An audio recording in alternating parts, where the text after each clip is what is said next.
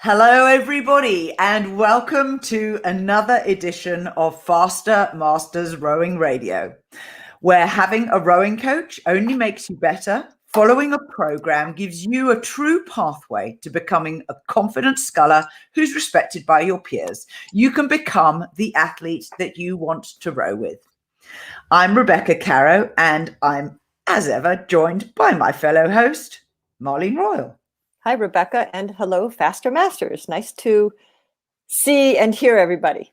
Absolutely. It's been a fantastic week for me. We're on a taper leading up to a regatta, and you have that kind of high energy, bouncy kind of, you feel like Tigger out of Winnie the Pooh. You know? Yeah, it's called getting rested. Yeah. It's called rest. It's one of those funny things. Have you ever noticed how your weight varies very significantly when you're on a taper?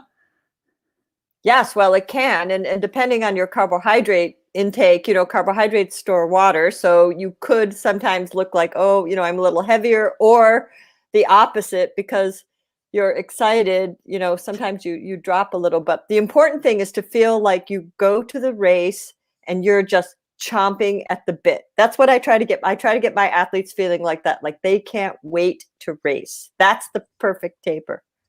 It is. It's one of those so funny things because when you're in the final workouts, which of course are super short because you're tapering, I find that we misjudge our ratings and our effort expended. And, we went shooting out doing this 45-second piece at like 48 off the start in a quad. And we then settled, which is fine. And after I turned to the girl behind me and I was like, were you okay in that? And she was like, yeah. I was like, really? Nope. Was that the rate? That sounds like a Faster Masters workout. How interesting. You should mention that, Marlene. That's a perfect taper. I like that one. But yeah, you're so wound up. You're just like, boom, you don't even really, you're like, whoa, how did I hit that rating? That felt right. easy. It just came out of thin air. That's right. We didn't have to work at it. It was just there for the having. That is the sign of a good plan. God, it didn't just happen. You got there by doing the right things. That's right. Isn't that one of those funny things, though, that you have a great experience and you have a good peak, and afterwards, if you speak to other people, they attribute it to some really bizarre things, like, oh yeah, I ate pasta the night before. It's like, no. There was a reason we had our peak, and it was nothing to do with pasta.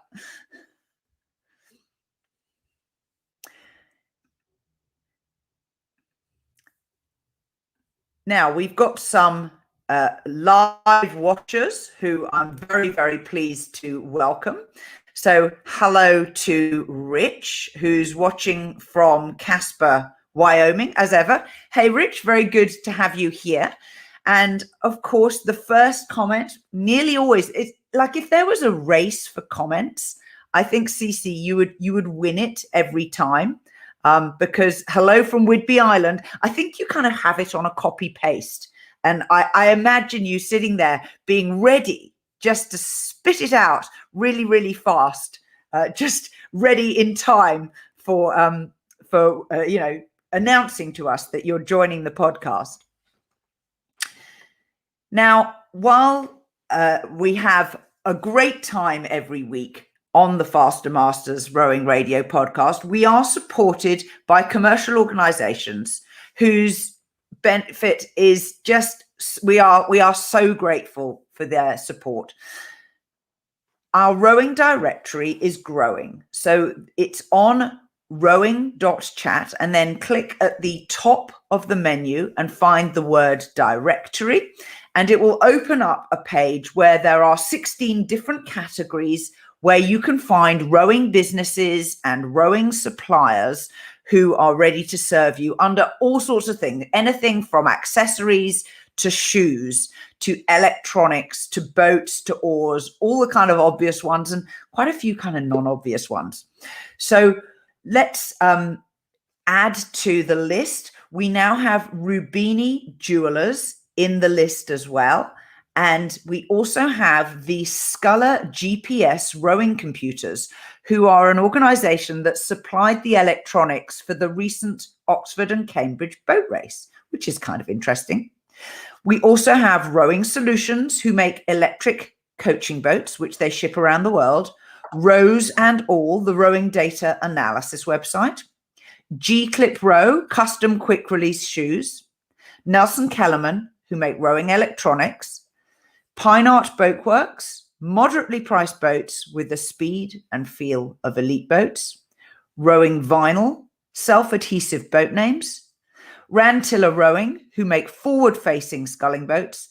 And Pontoon, who do custom crew uniform design. We're grateful to all of them for their continued support of the entire Rowing Chat network, but more specifically of Faster Masters.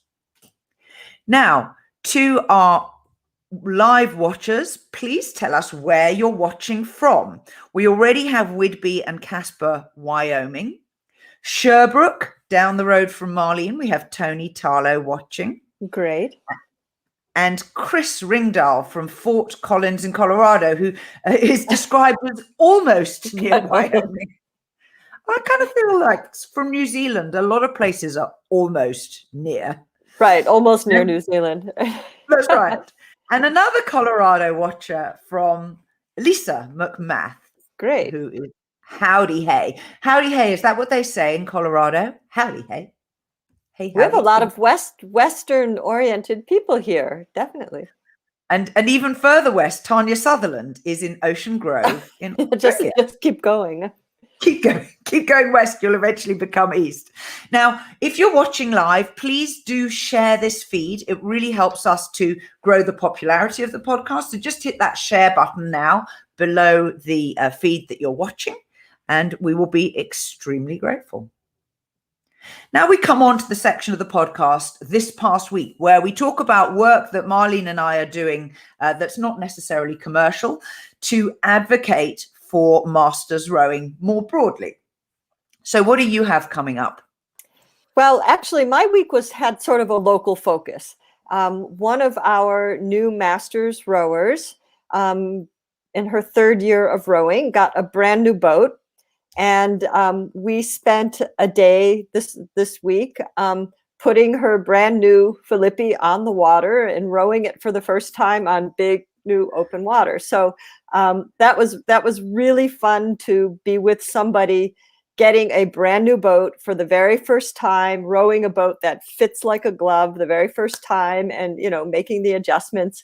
And really glad that local people who are learning masters who are learning how to row are really starting to get invested in the sport. So that was kind of one of my small projects for this week, which was really fun.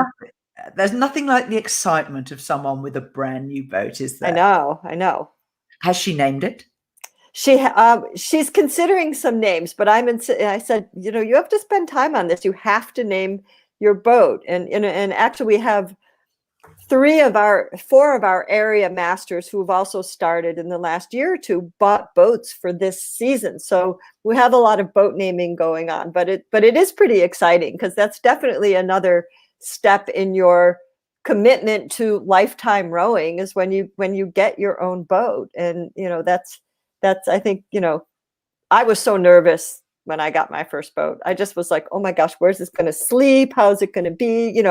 How do I carry it? Is it tied okay? Is anybody going to bump it? It was yeah. The first scratch is the worst. And I had a coach who would come up with a bunch of keys and he would say, hey, Rebecca, shall I put the first scratch in it? Because then you won't worry about the next one. I was like, I know. Well, that would be a great audience question. Like, when did you get your first scratch? I got my first scratch on the second day I had my boat. Second day, I was rowing with boat builder George Caroe. I don't know if you've ever met him.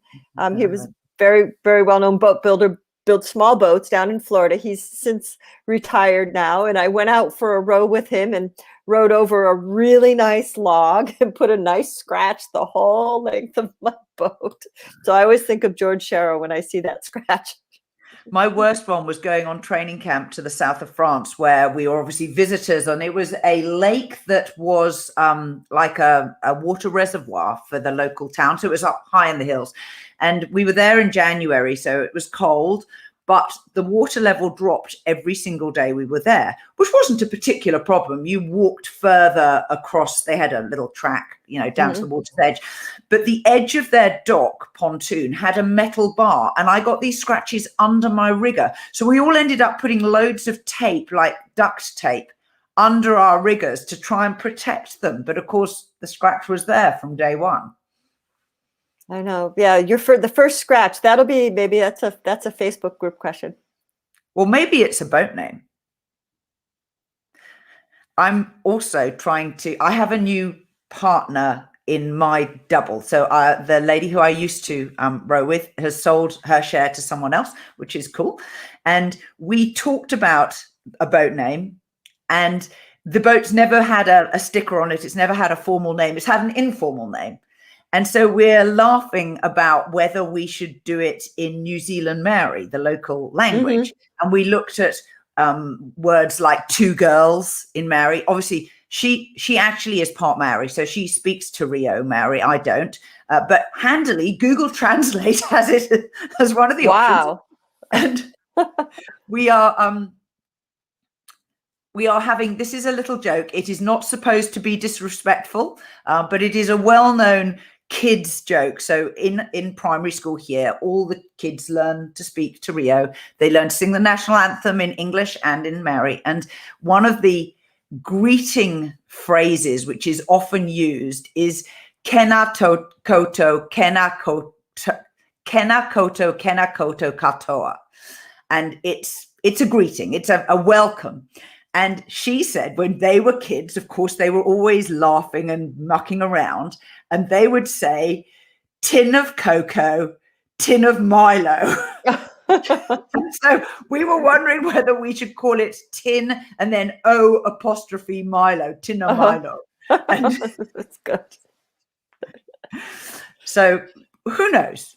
Yeah. But boat naming is important. And it looks like Cece might need to name her boat. Check out what's Cece's message. She also got a new boat. Maybe this is new boat week. I know, but that's exciting. That's always exciting. Oh, fantastic. And then we have some other little quick comments from previous people who Cece mentioned earlier that she thought it was pretty funny that, sorry, she has a name for it, Night Fury, which is awesome. Talking about the comments, Cece says she needs a comment taper from our remarks earlier about tapering, to which Rich, quick as a flash, you guys are so quick. He says, me too. Afterwards, I'm like, well, ... maybe I need to taper my comments a little on Faster Masters, lol. I was laughing so much after last week's comment from Rebecca, which is welcome to the dark side. He says, it carried me through the week. Silly, isn't it? Well, not silly at all. I think in-jokes are a good part of a community. It shows that we're all on the same wavelength.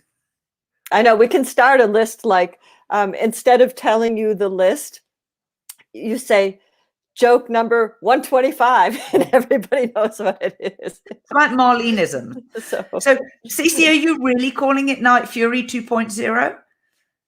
You might find that this new boat has a different personality. And I think Marlene's advice is good. Live with it for a while before you make a commitment and put a sticker on it. See how it talks, See how it talks, see how it feels.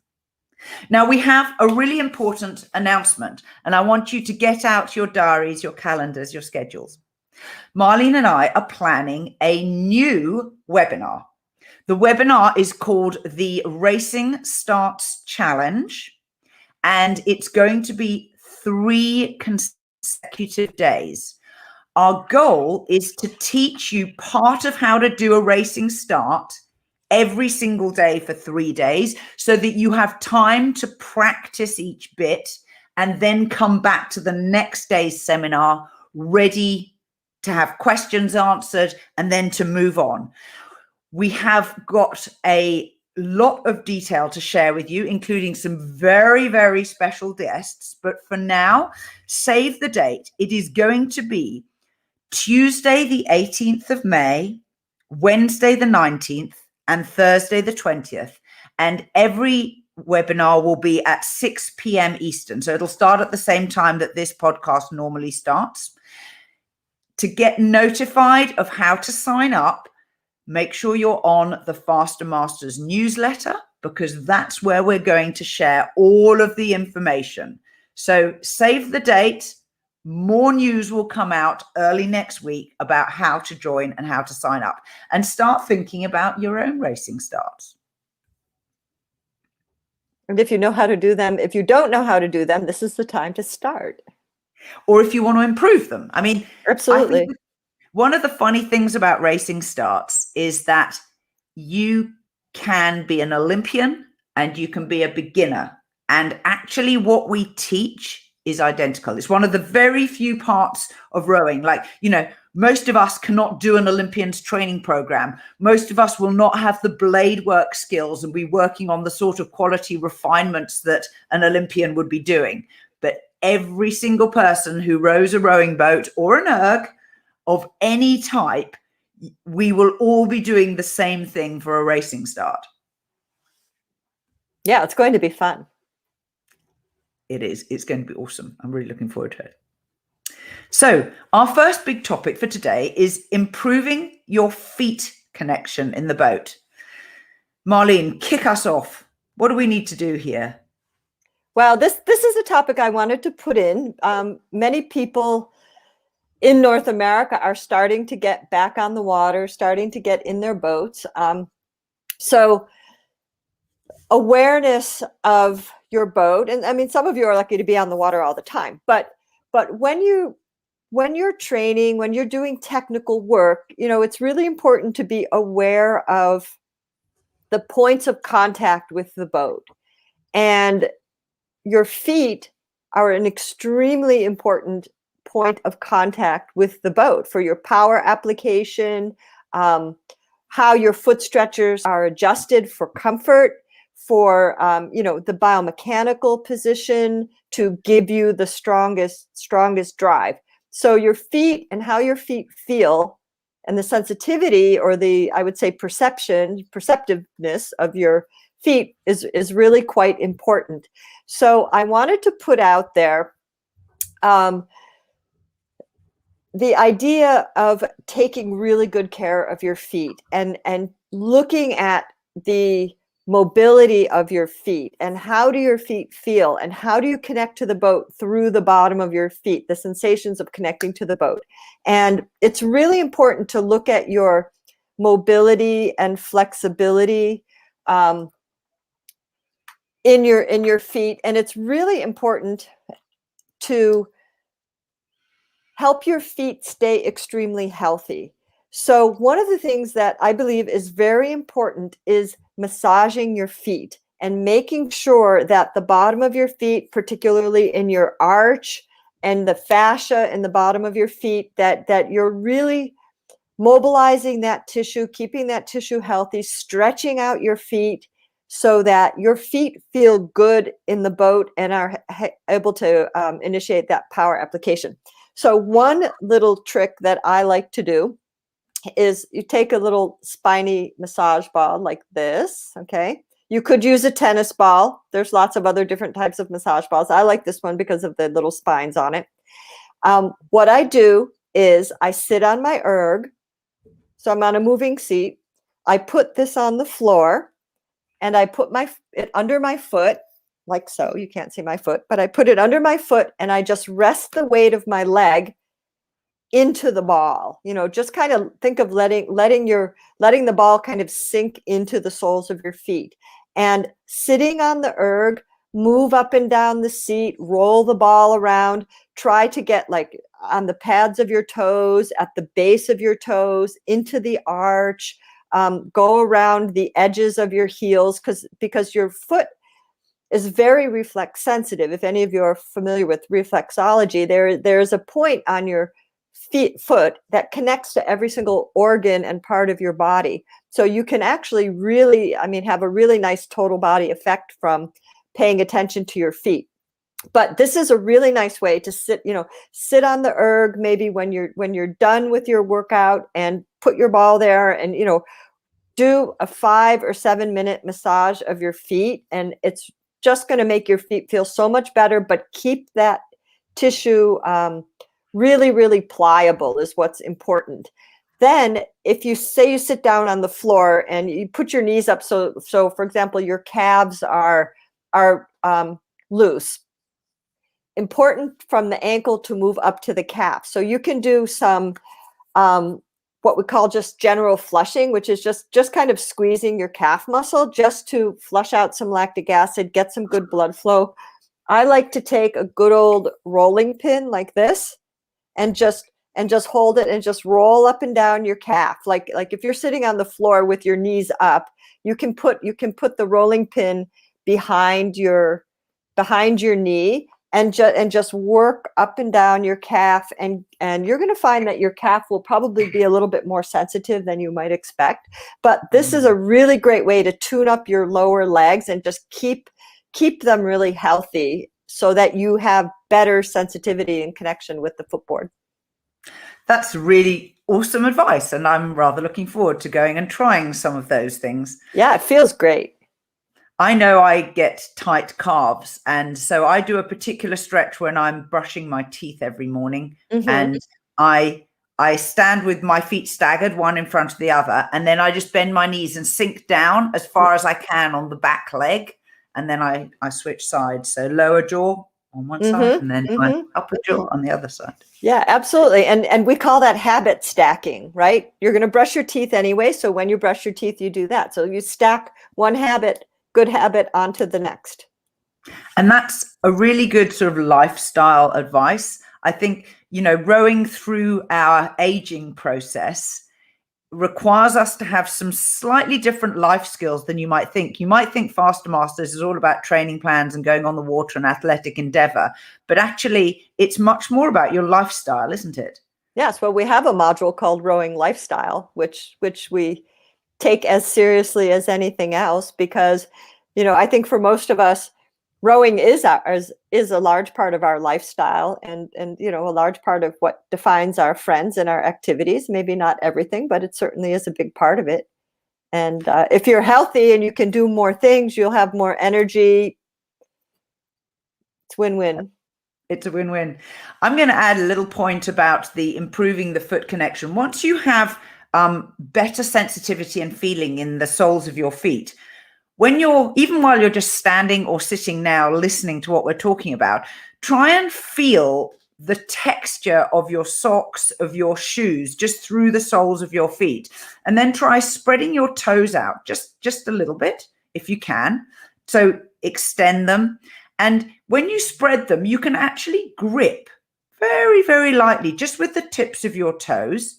And that's a very good feeling to have when you're on the recovery and you're coming up to full compression, so that you can sort of like visualize your toes just stretching and spreading and just having an engagement with the foot stretcher as you come into the start of the power phase, because then that will help you to feel that you're actually putting pressure. So you should feel that if this is the sole of your foot and it's pushing down through your sock, through the sole of the shoe into the foot stretcher, you should feel that pressure increase as you change direction at the front end. And that means then that you're successfully putting work into the boat. Because remember, although your hands are holding the oars, you won't be accelerating the boat until you're also putting pressure on your feet. If you don't feel pressure on your feet, that's called shooting the slide, or just not gripping the water successfully. And so having that actual feeling of pressure through the soles of your feet is mirrored in the palm of your hand, where you're actually gripping the handle. You should actually feel the handle push just that little bit more into the palm of your hand at the same time. So that's your test that you can put into practice after you've done your foot massage. Yes, well, I think, and that's a really, really good reference point, is to connect that pressure from the feet to the handle. And I love the image of gripping the toes, because think of it, it's a little bit tree froggy. Okay, this is a little bit tree froggy, and also if you feel like you have pain in your arches, or the arches of your foot are not comfortable, some of the exercises you can do to help work on that gripping with your toe type of feeling is put a towel down on the floor, put your foot on the towel, and crunch up the towel with your toes. That's one of the things, like if you have any type of plantar fasciitis, that's one of the exercises. Crunch up the towel with your toes. That's one exercise. And another stretch is like if you're on all fours and then your toes are on the floor, but you're kind of stretching your toes like that, and just gently rock your hips back. So you're flexing your toes, and that actually also is kind of a fascial stretch for the insole of your foot too. So those are things that if you're not quite feeling what Rebecca's talking about, you might need to work that fascia a little bit more in the arch, because that can get quite tight on people. What is plantar fasciitis? Plantar fasciitis is when runners get it a lot, when the arch of their feet gets very, very painful and inflamed. And in the bottom of your feet, you have multiple layers of muscles. And all of those muscles have a little wrapping around them called fascia. And what happens is the muscles don't glide. Yeah. So the fascia tears, and then it inflames. And when it inflames, it becomes extremely painful. So you have to kind of get those layers of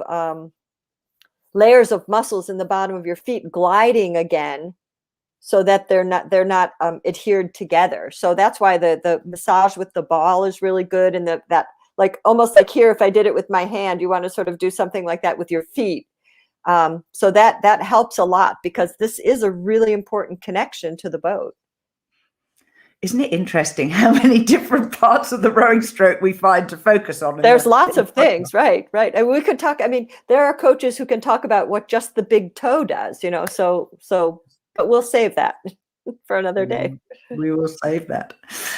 Now, a quick flashback to my photo this week. So take a look at that. Let me move that out of the way. What an image. So that is Louise Gardner from the Gorge Narrows Rowing Club, with the most wonderful light backlit picture of her in her single, with a tiny little backsplash off her bowside oar. Isn't that stunning? So that's in Victoria, British Columbia.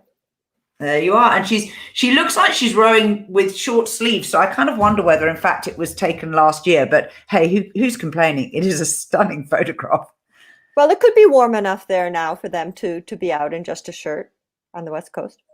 There we go.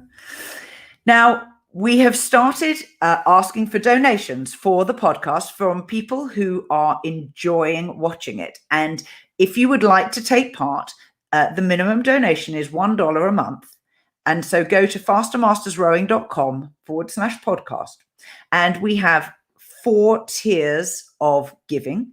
And one of the tiers is to get a shout out on the podcast. And Cece, step forward. You are the one. So thank you to Cece Agudo for very generously supporting the podcast.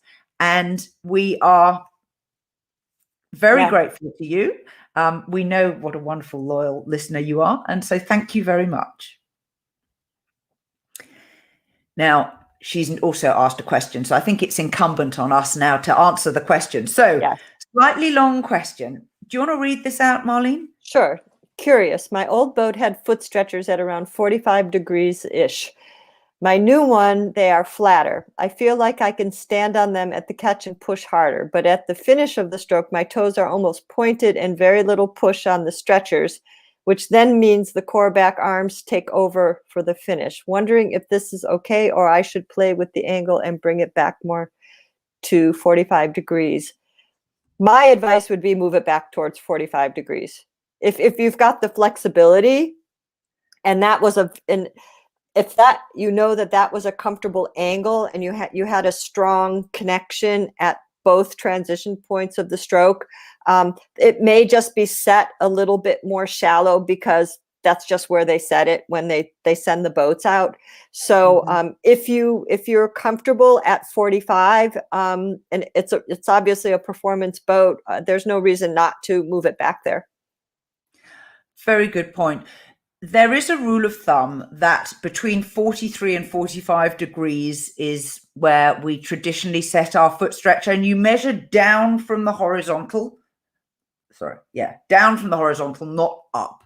And again, your personal ankle flexibility is a key part of deciding where and how to first set the angle, and then secondly, how high up the foot stretcher you set your shoes. And that is definitely a case of trial and error. One thing I would say, Cece, is don't discount your new foot stretcher position, but go back to your old boat and measure it first. So just check what you were used to and give it 2 or 3 outings before you decide to make a change, because any change takes a while to get used to, unless it's really, really something that you've had badly wrong, which it doesn't sound like you have in this situation.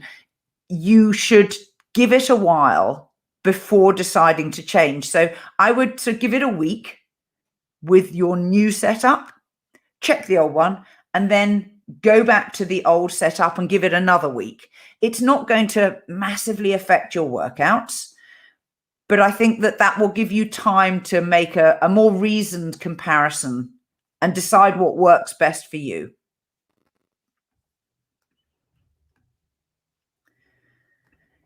Now, Marlene, have we covered off soft tissue work and mobility? Yes, because we were talking about the fascia in our feet.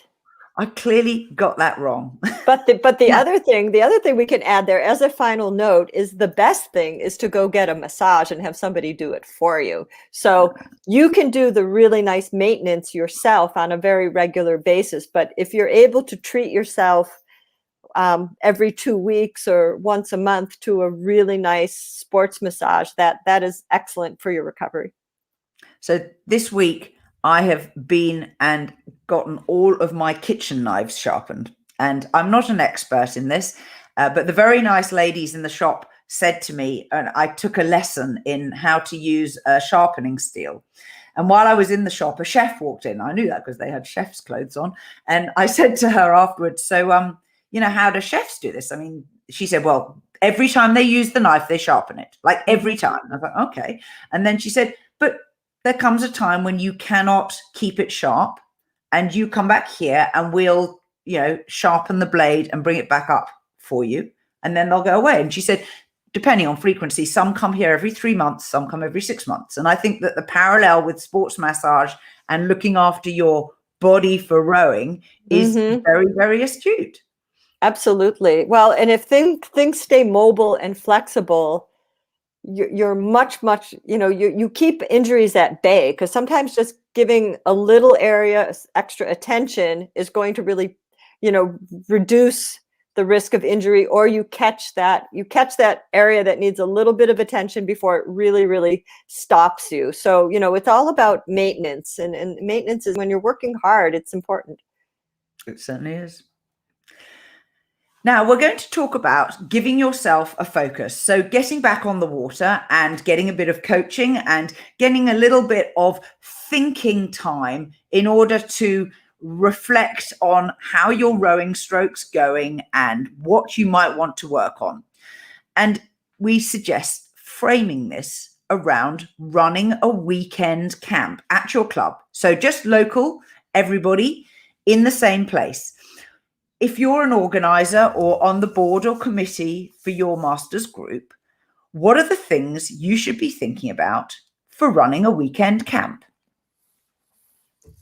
Hit it, Marlene. Okay. Well, one of the formats that I like to use is, if you think about just taking a special block of time for people to put a little bit of extra focus on their rowing, to get video review, to get more feedback, to spend some time with the people that you see on a regular basis, but you don't, you're dashing off to work and other places.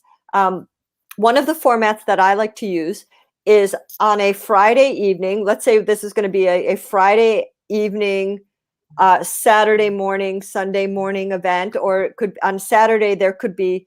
I like to put 2 rows before winding up for the day. So a morning row where someone videos, a session to have a snack and watch the video review, hopefully with a coach led, or an experienced member could help each other, people give each other feedback. And then right after you see the video, you go back out on the water again when that image is still fresh. And then you wind up, maybe around lunchtime or a little bit after lunchtime, everybody goes and has lunch together.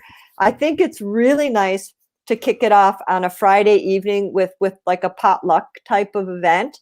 And if you have a guest coach coming in, or your coach, or the person who is your leader, that's a nice time to maybe sit on an erg out on the patio and having the potluck dinner and go over some of the technical points or a few things that as a group that you would like to focus on during the weekend. So, it's a limited amount of time, but it might be good to say, okay, well, we feel we're doing, as a squad, we're doing pretty well with this, but we really need to work on this element. And so you might say, okay, this weekend, our focus is drills and exercises that focus on body over or correct sequencing, or whatever it is that you choose. And then Sunday morning, if people have the time to do the same format, row, video, row. If not, row and video, and then, wind up a little earlier with another lunch or something. That's a really great format. And it's something that you can organize with 1 week's notice, because most people are going to be at the club at the weekend anyway. I was trying to fix up one of these locally, and we had one major consideration, which is in adding in the Friday night, we had to think about Friday night traffic and where people live and getting to the club, because as with most people, there's very little traffic when you're going for an early morning outing. And even, 7 o'clock or 8 o'clock on a Saturday or Sunday morning, there's not very much traffic on the road, but it does change significantly on a Friday night.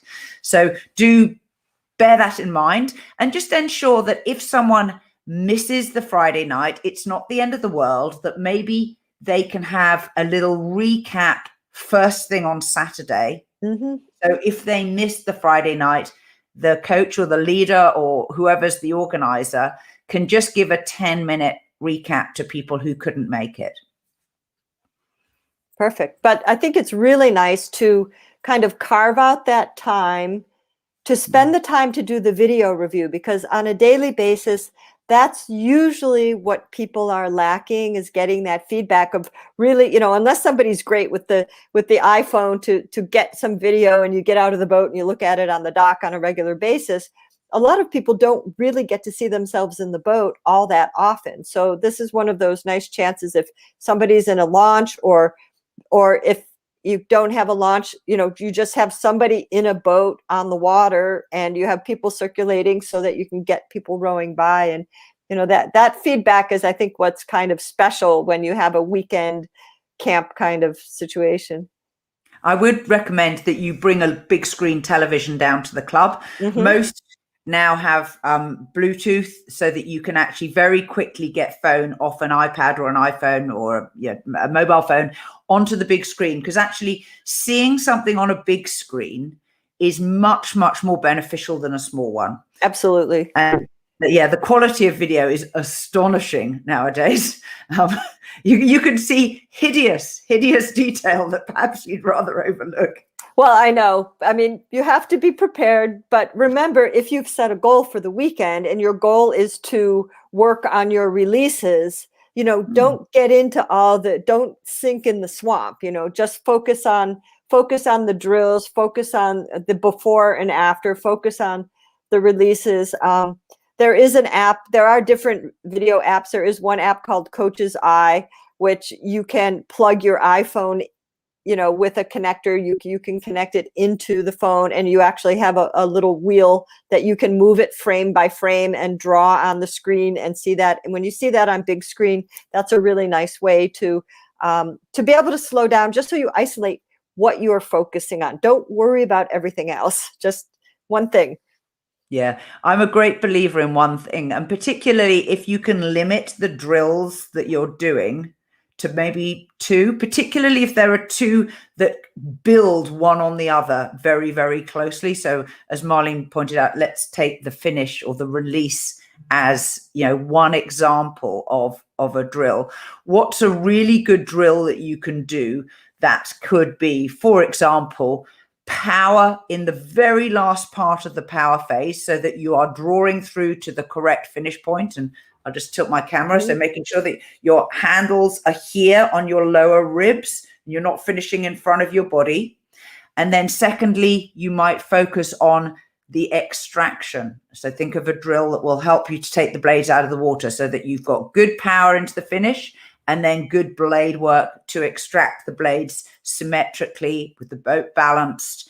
And the things that you can look at when you are then looking at the video is look at the hands of the scullers. So you have a crew, and you can do the drills all together or half of the crew at a time. But when you're doing it all together, have a look at your angle of your back and whether or not you're getting your arms straight after the release, exactly in time with everyone else.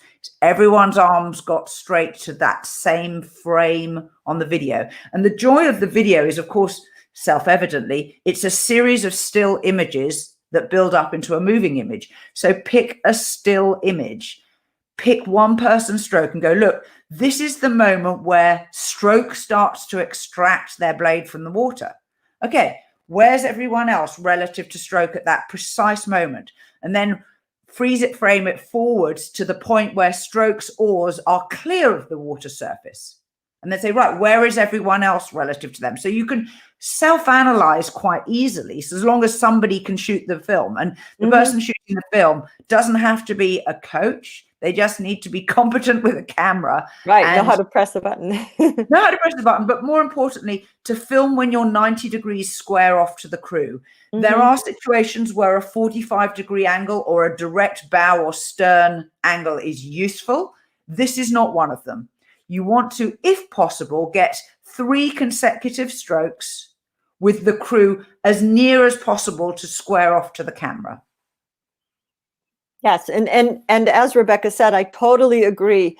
Maybe you just choose 2 drills to focus on in the weekend, and you do them 2 or 3 sessions on the water, because the idea is to improve those drills and to do them better and better. And so it's better to be really zoned in on 1 or 2 elements and really work on improving that. And as that may help you as a squad have a focus for the month or a focus for the season, depending on, what you need to do to get better. So depending on your goals. Yeah. And, you can build that into your regular weekend training. You say, we have a training plan. These are the workouts we're planning, but actually let's have a technical focus as well. And then you can build the drills into your warm up. You can build them into in between working pieces. When you turn around, there are many different ways of building that in. And it helps then that everybody's done the same drill at the same time, so that when you go to the coffee shop afterwards for your very important crew time together, if you want to talk about rowing, that's something you can all talk about. Exactly. Well, I think that's it for Faster Masters Rowing Radio this week. We've got one final comment reflecting back on last week's discussion about water birds. Rich is reporting that he had a couple of western grebes on the water this morning. He said there was no wind and it was gorgeous. He said the campus may be awakened by my exhalations.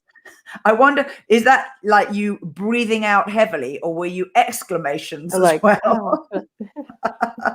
Mahi Drysdale is my hero. Well, Mahi Drysdale is the hero for many of us. And I will be completely honest, if anyone's listening and knows him, I haven't tried to invite him on my podcast, and he hasn't replied yet. So, if you just wanted to find out more about the main man and his incredible career in rowing, I would love to interview Mahi. So this has been Faster Masters Rowing Radio for Thursday, the 6th of May, 2021. Thank you all for being with us on the journey. Please remember to subscribe. If you go to our website, fastermastersrowing.com, there's a link to our newsletter, and you will then get a summary of this show every week, plus additional tips and insights and useful articles and things that we've read. So it's not just watching and listening. You get more than if you just watch or listen. And remember to tell your friends about Faster Masters Rowing Radio as well, because we'd love to have more people here on the group with us. Till next time. Bye-bye. Thank you, everyone.